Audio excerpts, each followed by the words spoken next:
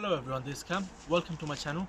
So today I'd like to talk about the VW Touran or the Passat, any VW's regeneration problems, the DPF regeneration.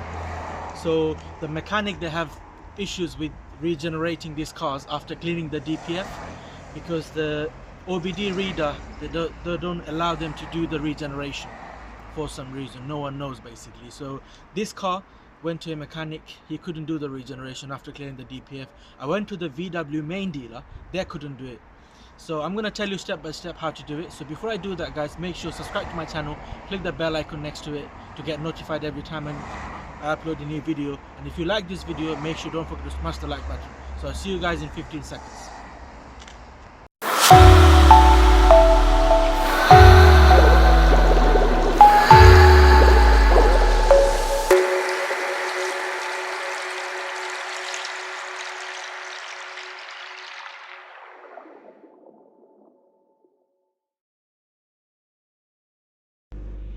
As you can see, guys, obviously I'm doing the regeneration now.